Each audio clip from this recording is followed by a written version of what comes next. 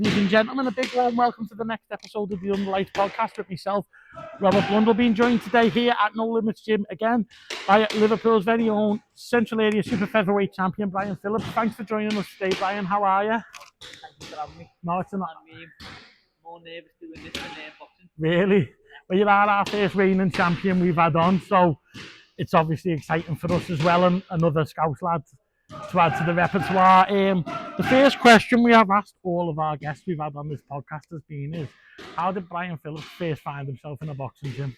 Yeah, so yesterday I was coming home from training the amateurs, and I thought that the question you're going to ask is, how did you get into boxing? And it was my family boxed, my uncle boxed, he was a champion, my cousin boxed, he was ABA champion, my uncle same and then my mum's uncles, they all boxed, so it was in the blood. I had a pair of boxing gloves on when I was probably 4 years old. These are an old video, and me in the bag, and I'm probably better when I was a kid than I am now. So when I ran a gym, I was actually scared. I was petrified to go into the boxing gym because I thought I'd look in and I'd see the fighters training hard and sweating and what they had to go through. And as a kid, you're thinking, oh my god, I don't want to put myself in there. Can I do a press up? Can I do a sit up? And me nephew, he's a bit older than me. He went to the gym, and it was the Caretail gym where he started. And I was scared to go in there. Fast forward a couple of years later, my cousin said, let's go to the Rotunda. The Rotunda was literally around the corner from mine. And my brother used to box as well in the Rotunda. And he said, go in, the lads are all sound, just go in and see what it's like. I went to Rotunda, and it felt like home straight away. What age were you when you went in there? I was year 7, so 11ish. 11, 12, yeah. And how many bouts did you have at the Rotunda? At the Rotunda, maybe about, I'm going to say about 20. Yeah. From schoolboy.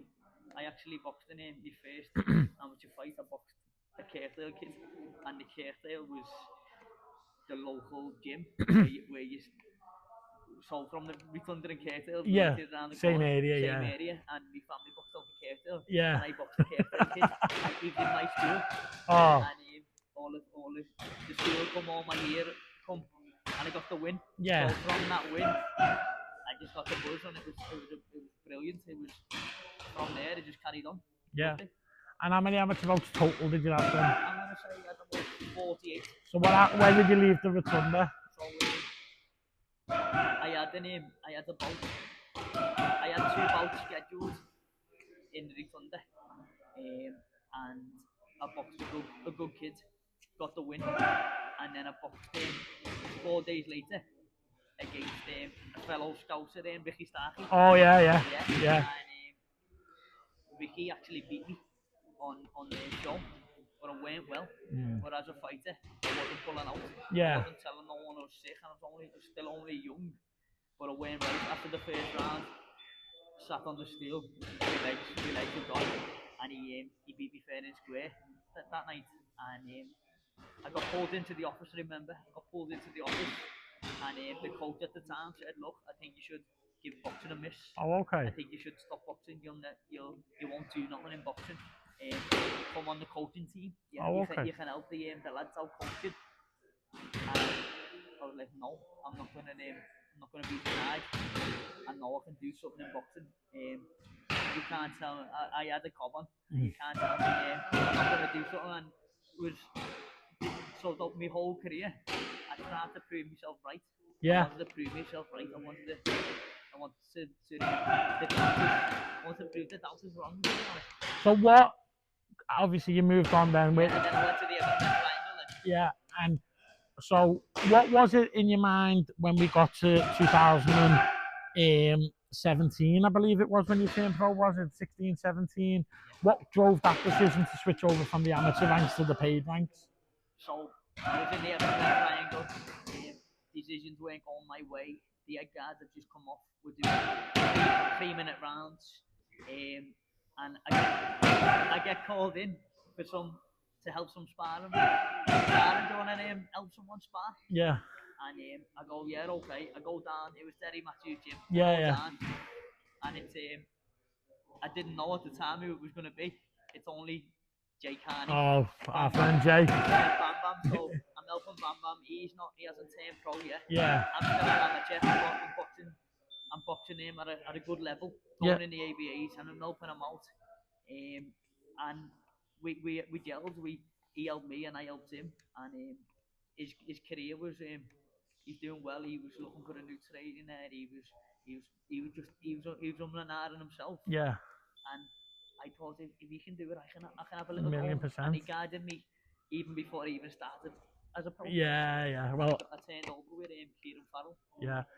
It's coincidence you say that because the first ever pro show I emceed was a Kieran Farrell show. So Where was you? I was in that first one was in the Bowlers. no, it was the other Middleton Arena. But your debut was a bit of a tasty one, wasn't it? The Callum Smith undercard in the arena on I think it was the World Series undercard. How was that boxing in the arena on your debut? And it went quite well, didn't it? Yeah, Stopping someone in went fairly well. Camille Jadaway, was it in the first round? Very well. It was something I knew, and I was destined. I knew it was going to happen. I was I was penciled in for a couple of fights on small shows. Yeah. But in my mind, when I was very first turned pro, I knew I was going to box up the arena debut, and I was going to stop the kid. I had no doubt. I don't know how. I didn't know what was going to happen, but I knew it was. And it get me medical. The medicals never went right. I was in the gym. It just weren't got falling into place. 4 weeks out from Phillips Smith, I got a call. Do you want to box on this? And I jumped at it. Of course I do. And me last amateur bout was I think I boxed Callum was on the. Oh no, my first amateur. I think Callum topped the bill. Did he? Yeah. And then my first pro bout, Callum topped the bill. So it was destined. Really. What was that experience like, the arena? Because obviously as an amateur, you can be boxing anywhere, can't you? It could be a social club, it could be a theatre of sorts. What was that arena like? So, as an amateur, I boxed in the arena. Yeah, did you? I think it was my last amateur fight. Yeah. I boxed in the arena. Used 2 rings then. Yeah. When it goes to the pros and it's the spotlight on you and that, I soaked it up and milked it. It was brilliant. That was what it was all about. The dream come true, the dream debut. And at the end of 27, going into early 2018, you got 3 fights quite close together, very active. How important was that at the start of your career? I thought that's the way you do. So that's the way you do it. You come into boxing, you come into box, you stay in the gym, you fight when you can. You wanna like go for it. But I also thought if I was to give kids advice now, don't rush it either. Yeah. But I thought it was the right thing to do at the time. Yeah, and then when you were 5-0, you boxed Nick Ball, who was 4-0 at the Greenbank. How did that opportunity? Oh, 4-0 when he was 5-0. So sorry. Yeah. How did that opportunity present itself? The opportunity come, and as a fighter, a real fighter, you're not saying no to no fights. Yeah. Should they have took it so early on, 8 months into my career? Probably not. But would they have took me again? Yeah. Yeah. It's what you do. You say that's why you have managers and you have teams around you. Got pushed a little bit too quick. But would they change it? No. And obviously you got that bout in with Nick, and then after that you went back to a good period of activity just before COVID, because I didn't realise the gaps you'd had. I knew, but I didn't quite know till I did a bit more digging on actually in front of me reading it. But that after Nick Ball, I'm retired. Yeah, but then from March 2019 to March 2020, you were back active again, weren't you? So what happened? That little break, and then right, you seemed to go 0 to 100 again. Yeah, so what happened is I was me world was crashed. I was in a bad place when states on holiday. Like fuck boxing, I don't want to box ever again. Yeah. It's horrible. I told people who were laughing at me outside the gym, and I actually got dragged back to do a camp with Tyson Fury. Oh really? He was on his return. So how did you say you dragged back in? How did that dragging happen? Because if anyone's going to drag you. Yeah, so dragging back was I was sparring. I love boxing. I love boxing. Yeah. I love sparring. And I was sparring. I got asked to spar as a flow Oh yeah. in Manchester, and I was sparring there. And a couple of weeks later, got a phone call off Ben Davidson, and he said to me, "Do you want to come over to America?"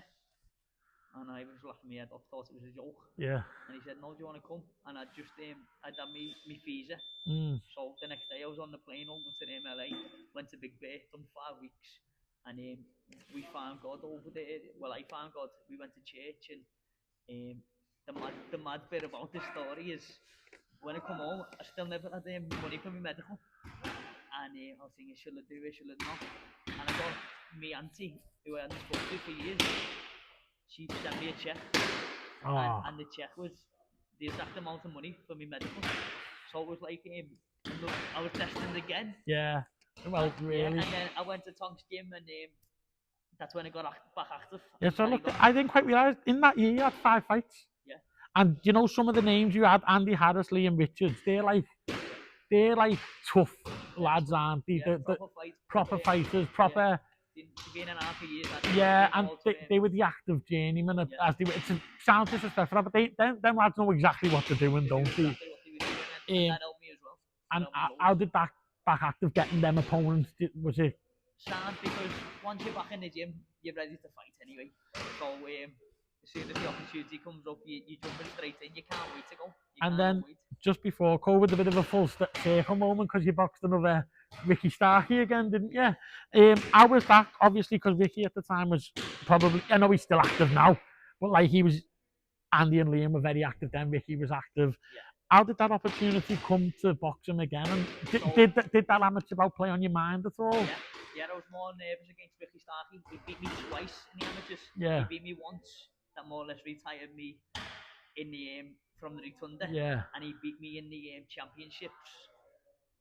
And I missed out on the championship there again. So he was I want to get him.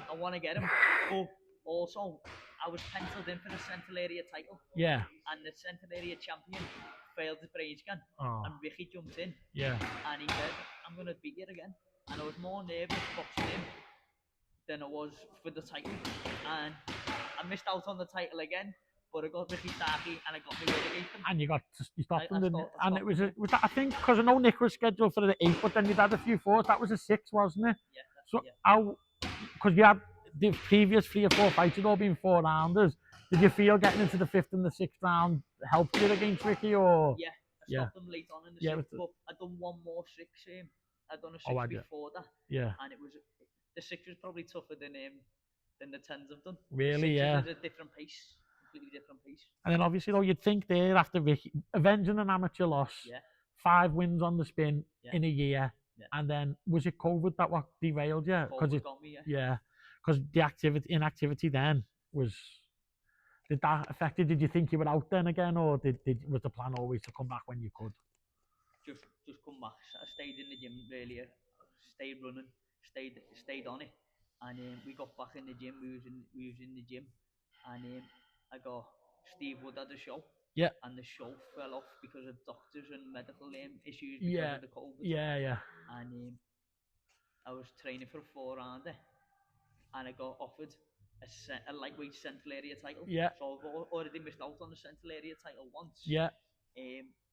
I've been offered a Central Area title again, and I've jumped at it. 10 rounds, Central Area title, the weight above. But I was like, yeah, let's do it. I had 2 days notice, and I jumped at it. I made the weight. Everything was good. The board pulled it because you need 3 weeks, like check weigh-ins. Yeah. My weight was good, and the title got pulled, but the round stayed at champion rounds, and I fell short on that. But I thought I was rusty. I had a few demons in my mind if I could do the 10. Yeah. And I come up 1 point short. Yeah, well, that was my next question, because it was near enough 18 months out as well, wasn't it? Come back against Jimmy First, who was a very accomplished boxer. So Michael Alexander, the referee at the time, said 1 point in it, a 10-rounder. But so did you feel you did avenge something, even though a point, I mean, it shows how close it is, a point, as the away lad as well. Yeah, we got fight of the year. I was the away lad. I was taking it on short notice. So there was loads, obviously you gutted over the loss, but there was loads of positives as well. positives and little wins. It's So easier for other people outside to say that to you, but we could all obviously see it. Then after that, you got 3 other good wins against tough, Taka Bembede, lads like that.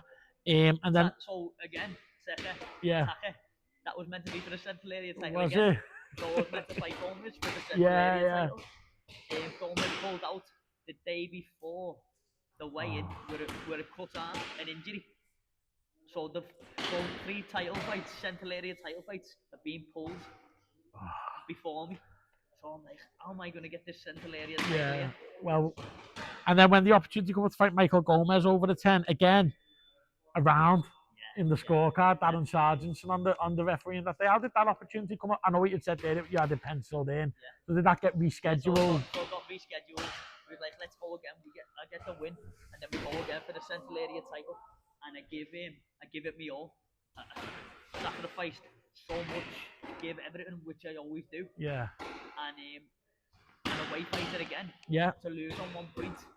I watched the fight back again, and I thought he did get it. But on the night, I thought I was unlucky. Yeah. Well, if there's a point. Yeah, there's a point. Actually, I won 5 rounds. Yeah. And we shared a round or something. So Yeah. out of 10 rounds, I got 5. Yeah. So again, 4 times for this Central Area title, I couldn't get my hands on it. I was denied. I was crying in the back. Oh. I've never cried in my life. But that. My dad died, and my dad died years ago. I didn't cry at his funeral. Yeah. I cried at the Central Area title. And then after that, you end up boxing Reese Edwards over 6 at the Manchester Arena show for boxer. How did that come about? I thought, you know what? We got offered a Mayweather fighter on an O2 bill. Yeah. And I was in the gym, I was training for it, and the kid pulled out. Boxing's mad, the business is disgusting. Yeah. And Edwards come forward, stepped up on a boxer bill. So we said, yeah, let's take that. We'll have 8 rounds. We'll do 8 rounds. Penciled in for 8 rounds. Train for the 8 rounds. And just before we were walking out to box the 8 rounder on Sky, the officials come up and say, you're doing a 6. Oh. And I said, I'm not. I'm doing an 8. And we're having back and forth. He's like, look, we'll pay you for your 8 rounds, but you're doing a 6. And I'm like, no, because when you schedule a 6 and you're doing a 6 and an 8, it's completely different. Yeah, you had your tactics and your game plan. I had the game plan. Whether it would have changed anything in the fight anyway, I don't know. But that, you'll never know. I never know. Yeah. I never got the opportunity, but that's how horrible the game can be. To just switch it up 2 minutes before you're going out. But in my mind, I was going to knock him out in the first round. Yeah. I'm going to knock him out in the first. I don't care if it's 8 or 6. I'm going to knock him out in the first.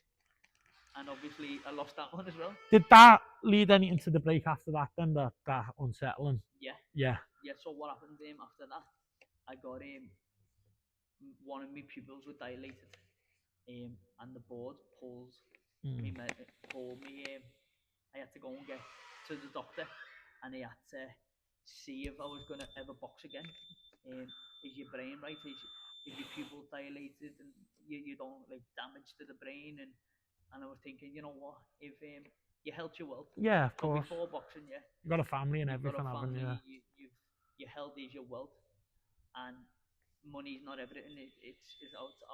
If I have one more knock, could it damage my career?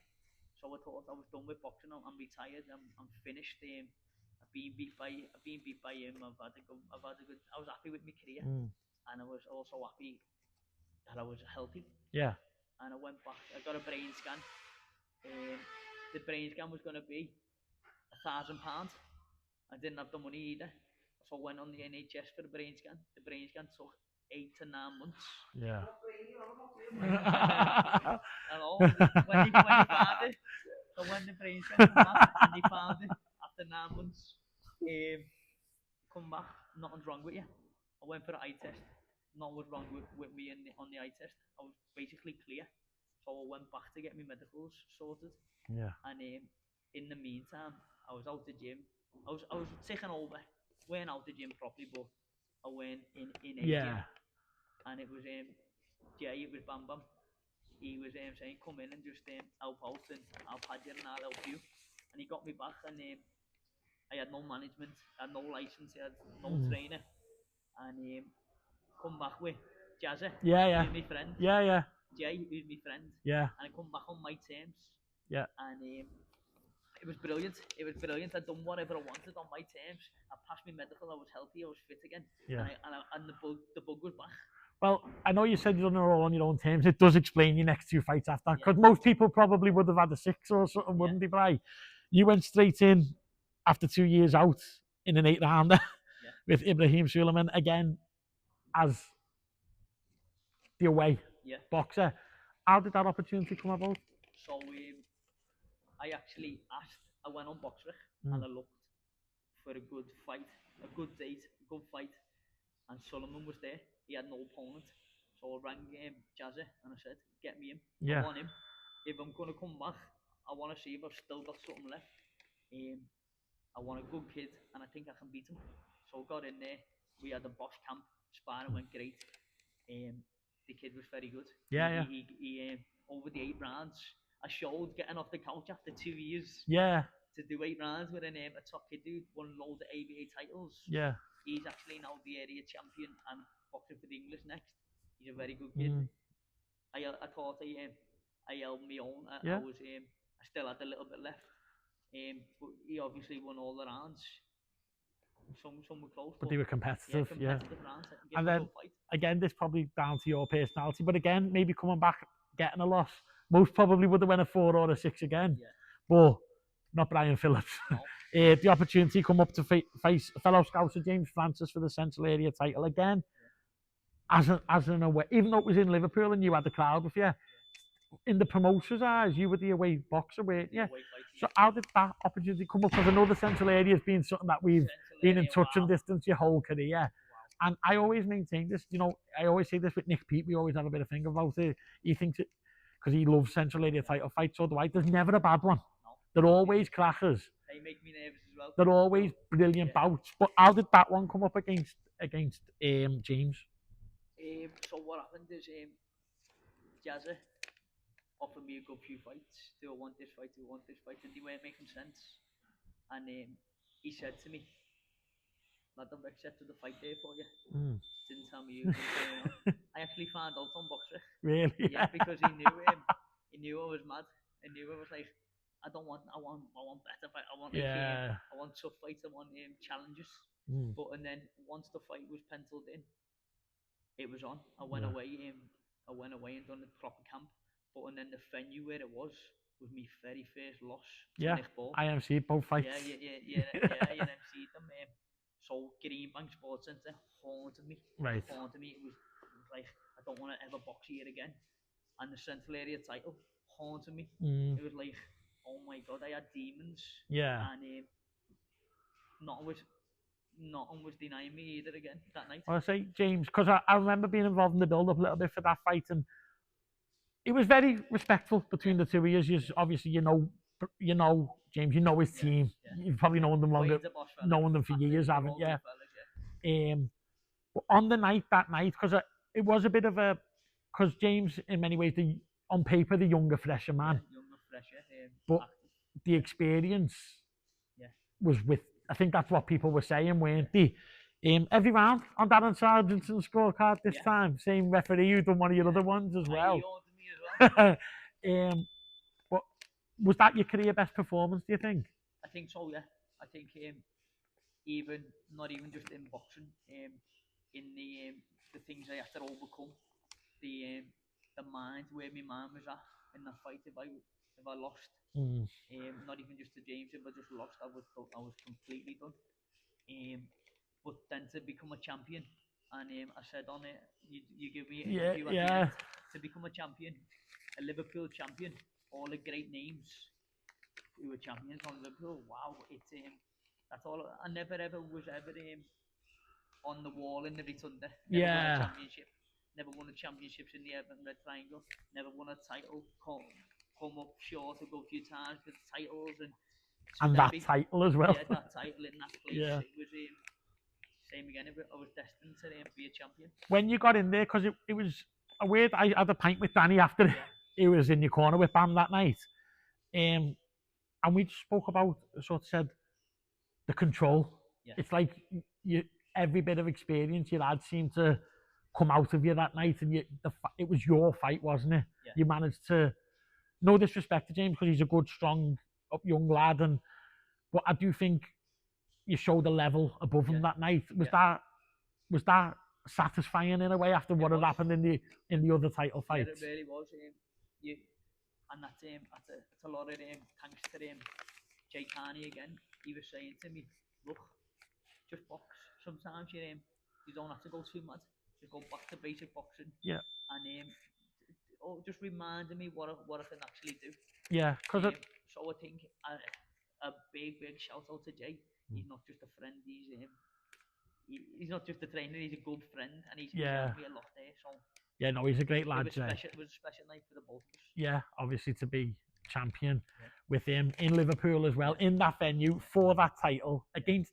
And I say the only other thing I said alluded to there, me and Nick sometimes speak about Central Area title fights never being bad. Scouse derbies, never, and that's another fight thing when you think about it because it was a Scouse derby you'd lost in there as well. So leading up into the fight, I was putting on my social media, look, I've been in Scouse derbies, I've been in title fights, I've done this many rounds. All that was cemented. I'd already done there, I've already been there. Yeah. And it was positives. I took the positives out of the bad situations. And yourself, I've known you for a long time, but on social media and stuff, you're quite hard to read. I never know what's going on. You've said like what your plans might be next, what they might not be. Is there anything set in stone you wanted? To be fair, I don't know how to be myself. Yeah. I never know if you don't or you're going to fight for the title in your next fight. Yeah, I don't know. These offers coming in. Okay. Good offers. Yeah. Money that I've never made before. Yeah. And these titles. Now I'm the champion. It's on me. Yeah. And also, I can be a little bit because of how the business works. I've been around boxing for 10 years. Yeah. I'm not daft. So and you've been banned a few times, yeah, haven't you? I've been banned a few times. So also, everything's on me now. Yeah. The ball's in my court.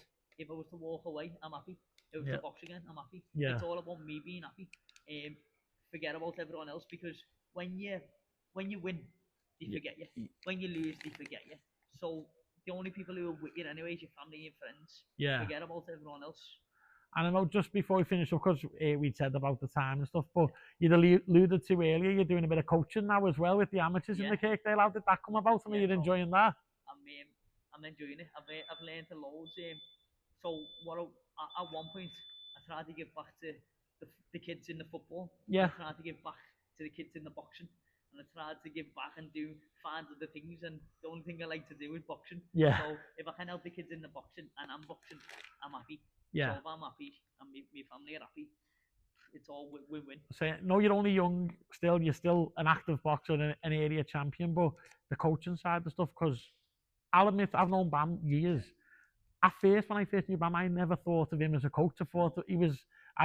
We started off on the unlicensed scene together, and he was a. But to see what he's developed into, is that ever a route you think you consider yourself coaching beyond the amateurs? So, sorry. What I'd like to do once I'm properly done, I'd like to help Jay out. Yeah. Or be some team that wouldn't it? It'll be some team. We'd do well. We'd do very well. It'll be a great team. But also every day when you wake up, it's a blessing as well. So I don't want to look too far in the future. I'm happy and grateful for where I am right now. Well, so we'll leave it on that because we actually don't know what's next, but I'm sure it'll be exciting. Thank you very much for joining us.